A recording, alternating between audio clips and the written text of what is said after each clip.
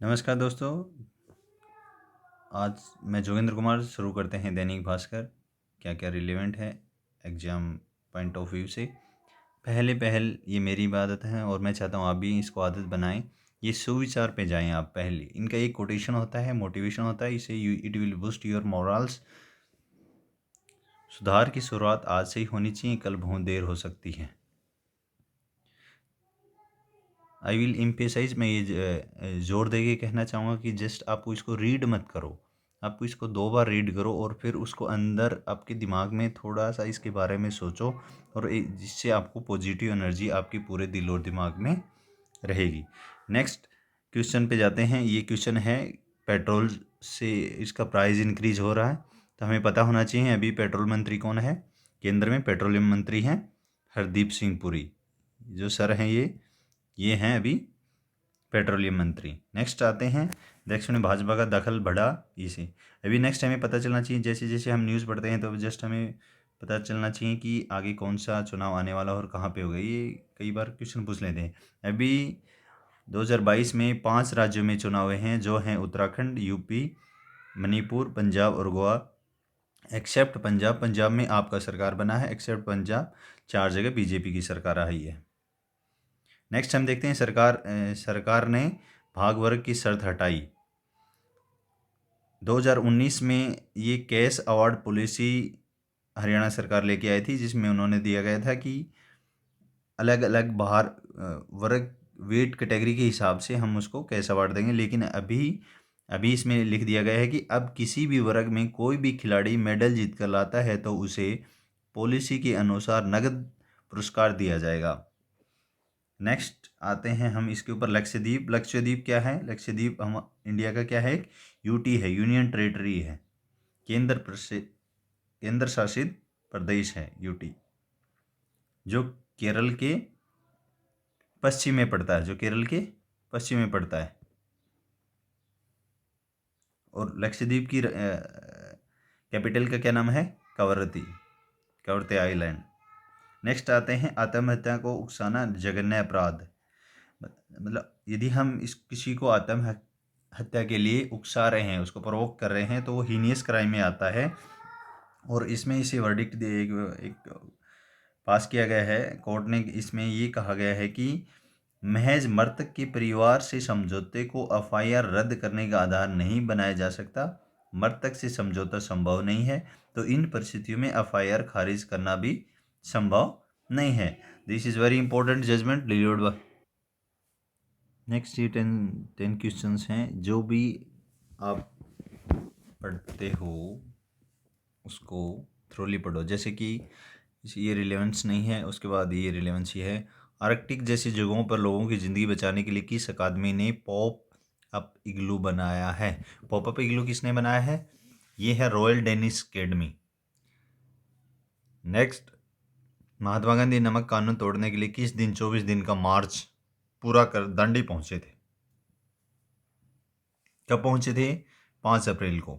और ये शुरू कब किया था इन्होंने? 12 मार्च को शुरू किया था। 12 मार्च को शुरू करके और ये पहुंच गए थे 5 अप्रैल को पहुंच गए थे।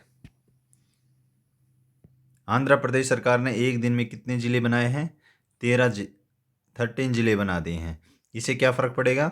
वहाँ पे जो डिस्ट्रिक्ट एडमिनिस्ट्रेशन है उसके ऊपर बहुत अच्छा प्रभाव पड़ेगा। डेवलपमेंट अच्छे से कर पाएंगे, लोगों तक पहुँच अच्छे से हो पाएगी। संगीत की दुनिया में सबसे बड़े शो 64th ग्रैमी अवार्ड में किस किस अमेरिकी संगीतकार को अवार्ड्स दिया गया है? ये 2 संगीतकार हैं, इनका नाम है रिकी केज और फाल्गुनी। ये दोनों कहाँ के हैं? इंडियन ओरिजिन के हैं, तो इंडियन ओरिजिन के हैं। Next, not relevant. टेनिस में 18 साल का कौन सा खिलाड़ी ओपन जीतने वाला सबसे युवा खिलाड़ी बन गया है? तो ये युवा खिलाड़ी कौन बन गए हैं? कार्लोस अल्क्राज इसका नाम है। मियामी नहीं। इन्होंने कौन सा ओपन जीता है? इसने जीता है मियामी मास्टर्स ओपन जीता है। मियामी मास्टर्स ओपन इन्होंने जीता है। और ये कहाँ के हैं? ये स्पेन के हैं। हरियाणा में के फरीदाबाद में आयोजित 35th अंतर्राष्ट्रीय सूर्यकुंड मेले में दुनिया भर के कितने शिल्पकार सम्मानित किए हैं? 26 शिल्पकारों को यहाँ पे सम्मानित किया गया है। ये कब से कब था? ये 19 मार्च से लेकर के 4 अप्रैल तक कंडक्ट हुआ था। Is a very important. Junior hockey national women स्पर्धा में हरियाणा कौन सी बार चैंपियन बना है? हरियाणा इसमें एक बार फिर से चैंपियन बना है। छठवीं बार ये चैंपियन बना हरियाणा। नेक्स्ट है, हरियाणा ने राष्ट्रीय महिला हैंडबॉल प्रतियोगिता भी जीत ली है। इसकी भी ये चैंपियन बन गई है। नेक्स्ट हम देखते हैं कि हरियाणा और पंजाब जो सरकार की जो खींचातान चल रही है उस पे ये 7 पॉइंट मुद्दे इन्होंने देखे। ये 1 बाय 1 हरियाणा को 3.6 MAF में से मिल रहा है 1.62 MAF पानी। MAF क्या है? MAF है मिलियन एकड़ फीट पर ईयर। पानी मिलना चाहिए लेकिन हरियाणा को इसे आधा ही मिल रहा है।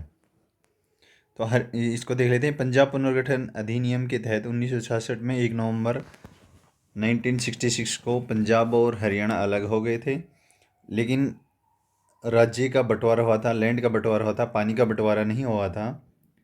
तो बाद में 1976 में केंद्र सरकार ने बताया कि हरियाणा को 3.5 MAF पानी पंजाब को देना चाहिए। इसके लिए 212 किलोमीटर जो नहर थी, एसवाइल नहर, जो बहुत ही मुद्दे वाली नहर बन गई है अभी, जिसका नाम है एसवाइल सतलुज यमुना लिंक, ये बनी थी, जिसमें हरियाणा का क्षेत्र कितना था? ओनली 91 किलोमीटर था। बाकी को पंजाब को बनानी थी, लेकिन पंजाब ने इसको नहीं बनाया है, इसका कार्य रोक दिया गया है। इसके 1966 और 1976 के बाद जब नेक्स्ट प्रोग्रेस हुई वो हुई थी 1985 में, जब राजीव गांधी पीएम थे और लोंगोवाला वहाँ पे सीएम थे पंजाब के। उन दोनों में क्या हुआ था? एक पैक्ट हुआ था जिसके अंतर्गत क्या दिया गया था? चंडीगढ़ को हमने उनको दे दिया था, पंजाब को दे दिया था, और चंडीगढ़ को पंजाब को देकर और पानी उनसे हमने ले लिया था, और पानी के ऊपर सहमति हो गई थी कि वो यहाँ से पानी नहर को निर्माण करेंगे और पानी यहाँ पे मेनली दक्षिण हरियाणा के लिए पानी आ जाएगा। नेक्स्ट, बॉन ऑफ कंटेंशन, अलग हाई कोर्ट से अब दोनों हरियाणा और पंजाब का एक कॉमन हाई कोर्ट है। हमारी मांग ये रही कि हमारे लिए भी अलग अलग हाई कोर्ट हो।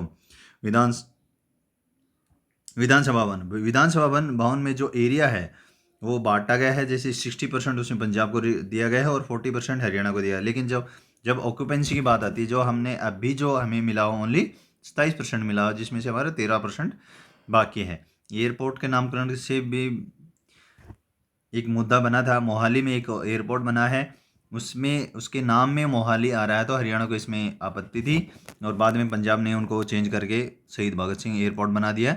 ये मामला अभी केंद्र के पास लटका हुआ है। पंजाब यूनिवर्सिटी में भी उसका जो शेयर था 92% केंद्र के पास था और 4% हरियाणा के पास था, हरियाणा और पंजाब के पास था। लेकिन 1996 में हरियाणा को शेयर ख़त्म कर दिया गया है।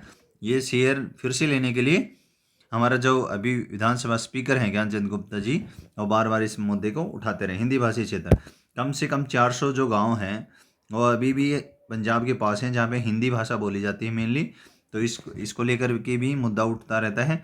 चंडीगढ़ प्रशासक, इस पद पर पूर्व में यहाँ पे पहले कमिश्नरेट होता था, लेकिन अभी इसमें कौन शासक करता है? जो पंजाब के गवर्नर होते हैं, उनके जो सलाहकार होते हैं, एडवाइज़र होते हैं, वो इनके काम को देखते हैं। तो हमारा ये कहना है कि ऐसा ही टर्न वाइज हो, हमारे पास भी हरियाणा के गवर्नर के एडवाइज़र के पास भी ये पावर आनी चाहिए। हो सकता है 2 साल 3 साल के लिए ऐसे टर्न वाइज ये होना चाहिए। तो ये कुछ मुद्दे हैं जो हरियाणा और पंजाब के बीच में चालू हैं। नेक्स्ट हम इसी पेज पे देखते हैं, नीचे आते हैं, SC/ST एक्ट का दुरुपयोग। इसमें एग्जाम के पॉइंट ऑफ व्यू से हमें पता होना चाहिए कि scheduled caste scheduled tribes prevention of atrocities act है, कब का है? वो 1989 का एक्ट है। और इसी के अंतर्गत यदि कोई भी SC/ST के खिलाफ कुछ भी कोई व्यक्ति उनके अधिकारों का उल्लंघन करता है तो इसी के अंतर्गत कार्रवाई की जाती है। नेक्स्ट हम देखते हैं पहले मॉडर्न ओलंपिक गेम्स। पहले मॉडर्न ओलंपिक गेम्स 1896 में पहली बार शुरू हुए थे और ये शुरू करवाने का इनका श्रेय किसको जाता है? इसका श्रेय जाता है पियरीन डे कुबर्टिन। इनके ही प्रयास से ये ओलंपिक गेम्स फिर से शुरू हो गए थे। और जो पुराने वाले ओलंपिक गेम्स थे वो कब हेल्ड हुए थे? 76 BC में, बिफोर क्राइस्ट। पहले जो मॉडर्न ओलंपिक गेम्स में कितने देशों ने भाग लिया था? 14 देशों ने भाग लिया था। और लेटेस्ट कौन सा ओलंपिक्स हुआ है? 2020 टोक्यो। हालांकि ये कंप्लीट हुआ है 2021 में, लेकिन इनका नाम ऑफिशियली जो नाम है वो 2020 टोक्यो ओलंपिक्स ही है। और इसका जो मोटो क्या था? मोटो था इसका faster, higher, stronger and together. और इसमें से इंडिया ने कितने मेडल जीते हैं? इंडिया ने 7 मेडल जीते हैं टोटल, टीम मिला करके और इंडिविजुअल मिला करके। वन बाय वन मैं आपको बता देता हूँ। जैसे कि नीरज चोपड़ा ने जो जेवलिन थ्रो में जीता है गोल्ड, रवि दहिया ने रेसलिंग में जीता है सिल्वर, मीराबाई चानू ने वेट लिफ्टिंग में जीता है सिल्वर, पीवी सिंधु ने जीता है ब्रॉन्ज बैडमिंटन में, इंडियन हॉकी टीम ने हॉकी में जीता है ब्रॉन्ज, लवलीना बोर्गन ने जीता है बॉक्सिंग में ब्रॉन्ज, और एक ब्रॉन्ज जीता है रेसलिंग में बजरंग पुनिया ने। तो टोटल मिला के हमने 7 मेडल जीते हैं इसमें। और नेक्स्ट जो ओलंपिक जो होगा वो कहाँ पे होगा? तो फ्रांस में होगा, पेरिस, जो इसकी कैपिटल है 2024 में। ये सारे मुद्दे जो हमने हैं पहले ही डिस्कशन कर चुके हैं। और इसमें जो किसकी रिकमेंडेशन के ऊपर पंजाब और हरियाणा अलग हुए थे, तो वो कौन सा कमीशन था? वो था शाह कमीशन। और इस शाह कमीशन ने ये रिपोर्ट दिया था कि कैपिटल है जो चंडीगढ़ जो है उसका हिस्सा किसको दिया जाए। ये सीएम साहब ने बोला है कि ये इसको हिस्सा किसको दिया जाएगा? चंदी। लेकिन वो प्रस्ताव था, वो उसका जो रिकमेंडेशन था वो एक्सेप्ट नहीं किया गया था। और इन दोनों को क्या, इनको साझा, पंजाब और हरियाणा की साझा जो कैपिटल था उसको बना दिया गया चंडीगढ़। इसमें मैं एक और बात ऐड करना चाहता हूँ कि चाहे हरियाणा गवर्नमेंट चाहे पंजाब गवर्नमेंट कुछ भी प्रस्ताव भेजती रहे, लेकिन अल्टीमेट उनको कौन डिसाइड, उसके ऊपर कौन डिसाइड करेगा? उसके ऊपर केंद्र डिसाइड करेगा। और जो केंद्र जो उनको जो ऑर्डर पास करेगा वही फाइनल होगा। या फिर दूसरा तरीका है कि ये सब चीज़ें सुप्रीम कोर्ट में जाए और सुप्रीम कोर्ट को एग्जीक्यूटिव ऑर्डर पास करे और उसका पालन वो पंजाब सरकार को करने के लिए कहे। तो ऐसे मुद्दे सुलझते रहे हैं। जैसे कि इसमें 2 एग्जाम्पल दिए गए हैं, ये बहुत ही फेमस है। कावेरी जल विवाद था जो 1892 से चला आ रहा, तमिलनाडु, केरल, कर्नाटका, पौंडीचेरी। ये कई बार क्वेश्चन पूछ लेते, कावेरी जल विवाद किस किस के बीच में था? तो 4 जो स्टेट थे, 3 स्टेट था और एक यूटी था, इनके बीच में था, जो 2018 में सुप्रीम कोर्ट की मध्यस्थता से सुलझा लिया गया है। दूसरा मुद्दा ये बता रहे हैं असम और मेघालय का विवाद, जो लेटेस्ट सुलझा लिया गया है। जो सीमा का विवाद था 1972 से चला आ रहा था, लेकिन गृह मंत्रालय के बीच बचाव से इनका सोल्यूशन निकल गया है। तो हम भी ये मांग करते हैं कि इसमें भी केंद्र सरकार अपनी भूमिका अदा करे और इसका कुछ सोल्यूशन निकाला जाए। इसमें ध्यान देने योग्य ये बात है कि सऊदी अरब में 2017 में ड्राइविंग करने का अधिकार मिला किसको? महिलाओं का अधिकार मिला। उसके बाद वहाँ पे पहली बार ऑल वुमेन रैली जो अभी कंप्लीट हुई है उसका क्या नाम था? उसका नाम था जमील, जो जमील अरबी भाषा का शब्द है और जिसमें हिंदी में कहते हैं उसको सुंदर।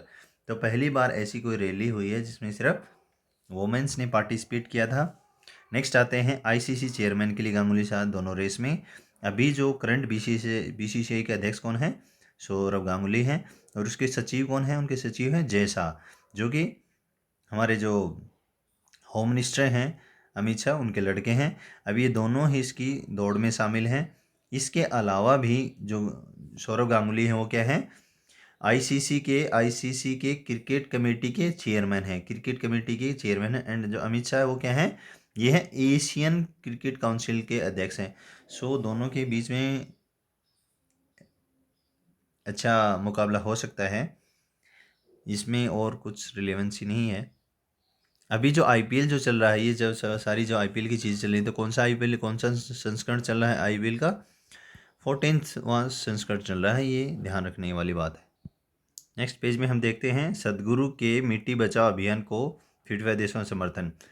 ये जो सद्गुरु हैं, जो जग्गी वासुदेवन हैं, जिनका एक आदि गुरु के नाम से वो चलता है, जिनको आदि गुरु जो शिव को बोलते हैं, और जो इनको जो सद्गुरु बोलते हैं, तमिलनाडु में कोयम्बटूर में इनका एक मंदिर बना रखा है उन्होंने। तो ये निकले हैं, इनका एक फाउंडेशन है, उसको ईसा फाउंडेशन बोलते हैं।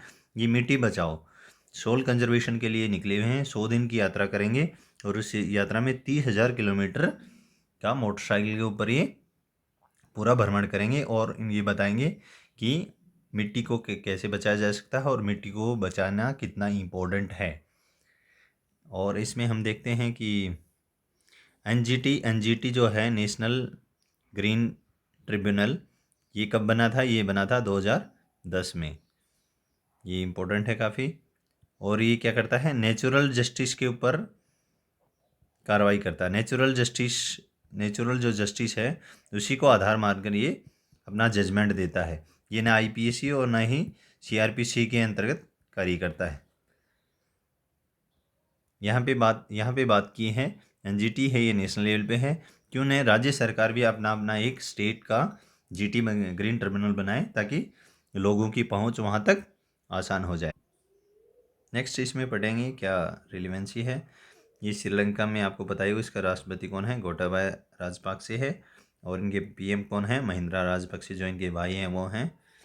एंड नेक्स्ट आते हम, ये जो सेबी है उसके प्रमुख कौन है? अभी प्रमुख ये लेडीज है, ये कौन है?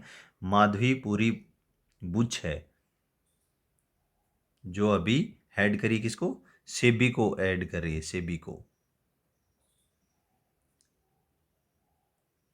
एंड नेक्स्ट हम आते हैं डार्विन थ्योरी के ऊपर। डार्विन थ्योरी में क्या बताया गया है?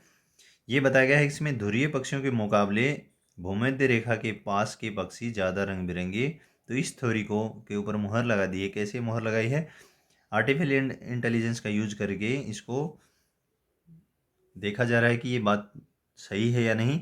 तो लगभग पाया गया है कि ये बात बिल्कुल सही है। इसके बहुत ही कम अपवाद हैं, जो अमेरिका में कुछ पक्षी हैं जो इनके अपवाद हैं, इसको सही करेक्ट बना गया है। तो जो डार्विन ने थ्योरी दिया था उसका क्या नाम था? जिसका नाम था ओरिजिन ऑफ स्पीशीज। और ये कब बताया गया था? इन्होंने कब बुक लिखी थी? ये 1859 में अपनी बुक लिखी थी ओरिजिन ऑफ स्पीशीज, जिसके बारे में जब इन्होंने बताया गया था कि कैसे कैसे आदमी पहले बंदर था, फिर आदमी बना, और कैसे कैसे फिर धीरे धीरे धीरे धीरे इवोल्यूशन होता गया। नेक्स्ट हम इस पेज पे देखते हैं कि इस पेज पे दिखाया गया है कि सरकार एलआईसी में आईपीओ लेके आ रही है। आईपीओ क्या होता है? Initial public offering.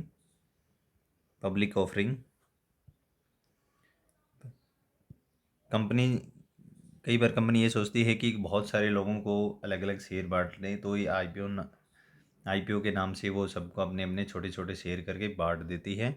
और इसमें एक और जो कई बार पूछ लेते हैं, ये है DRHP, जिसका नाम है ड्राफ्ट रेड हियरिंग प्रोस्पेक्ट्स। इसको पढ़ना बहुत ही ज़रूरी है। यदि आप किसी का आईपीओ खरीदना चाहते हैं, किसी शेयर खरीदना चाहते हैं जो कंपनी पहली बार लिस्ट कर रही है, तो इसको पढ़ना बहुत ही ज़रूरी है। ये पढ़ के पता चलता है कि कंपनी कहाँ पे आपका पैसा लगाने वाली है।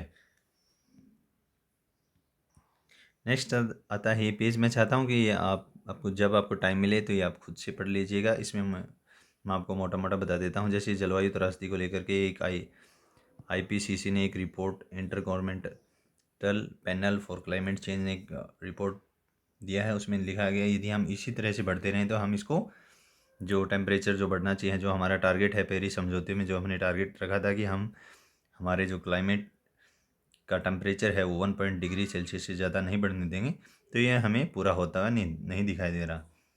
नेक्स्ट है यहाँ पे बताया गया है पुलिस सुधारों के बारे में। तो पहली बार जो पहला पुलिस कमीशन जो बना था, राष्ट्रीय पुलिस आयोग जो पहली बार इस सुधार के लिए बना था, वो कब बना था? 1973 में बना था। और इसके अध्यक्ष कौन थे? इसके श्री धर्मवीर जी इसके अध्यक्ष थे। इन्होंने रिपोर्ट अपने सरकार को दे दी और सरकार ने ये रिपोर्ट ठंडे बस्ते में डाल दिया। इसके ऊपर कोई कार्रवाई नहीं। इसके ऊपर कार्रवाई करने के लिए हमारे जो सेवानिवृत्त डीजीपी प्रकाश सिंह थे, उन्होंने सुप्रीम कोर्ट में एक जनहित याचिका दायर की, जिसके कारण 2006 में सुप्रीम कोर्ट ने जो आयोग ने जो रिपोर्ट दिया था उसको लागू करने के लिए कुछ 7 बिंदुओं का एक निर्देश दिया, उनको पालन करने के लिए बोला, लेकिन फिर से ये अभी तक कोई भी पुलिस का सुधार के लिए कोई ठोस कदम नहीं उठाया गया है। एंड नेक्स्ट हम देखते हैं ये जो डेट है और ये जो नाम है, ये these are very important. Next देखते हैं पिंजरे से सीबीआई की मुक्ति के लिए सुप्रीम कोर्ट पहल जरूरी। तो ये बताया गया है कि जो सीबीआई का कब बनी थी, यदि हम इसके ऊपर बनाना चाहें तो इसके ऊपर पूरा एक 20 मिनट या 30 मिनट का एक वीडियो बनता है, लेकिन हमें इसमें मोटा मोटा देखना है। देखना ये है कि ये किसके रूल एक्ट के अंतर्गत बनी है। Special police establish act of 1946 के अंतर्गत ये बना है। उसके बाद आज़ाद भारत में केंद्रीय गृह मंत्रालय 1963 में इस एजेंसी को सीबीआई बनाने की सिफारिश की। पहले ये एजेंसी की तरह काम करती थी केंद्रीय एजेंसी का। सीबीआई बनी कब बनी? ये 1963 में बनी, इस्टेब्लिश हुई। लेकिन किस एक्ट के अंतर्गत बनी? ये इसी एक्ट के अंतर्गत बनी। इसका नाम चेंज हो गया, लेकिन उसके बाद इसमें बहुत सारे बॉन ऑफ कंटेंशन है, मुद्दे हैं, कॉन्फ्लिक्ट होता है स्टेट और केंद्र में। पहला तो ये है कि जब ये कार्रवाई कहीं भी स्टेट में इसको कार्रवाई करनी पड़ेगी तो स्टेट का परमिशन लेना ही पड़ेगा, राज्य सरकार की अनुमति लेनी पड़ती है वहाँ पे कार्रवाई करने के लिए। अभी पहले तो वो राज्य दे देते थे, लेकिन अभी धीरे धीरे धीरे धीरे जैसे जैसे पॉलिटिकल सिनेरियो मैच्योर हो रहा है तो राज्य भी अपना कंसेंट है वो विड्रॉ कर रहे हैं। और कई बार केंद्र सरकार भी अपना यूनिलेटरली डिसीजन लेकर के बिना उसके तालमेल के स्टेट के साथ उनको वहाँ पे जांच के लिए भेज देते हैं। तो ये पहलू है, ये बहुत ही गंभीर है। एंड इसी के साथ हम इसको आज के पेपर के जो एनालिसिस है इसको बंद करते हैं। आई होप आपको ये पसंद आएगा। जो भी कमी है, जो भी आपको लग रहा है इम्प्रूवमेंट है, आप बता सकते हैं। आप इसको लाइक करो प्लीज़। मैं आपसे रिक्वेस्ट करता हूँ, please like the page, subscribe the channels and give feedback, good or bad. No mind, no, never mind, please give feedback.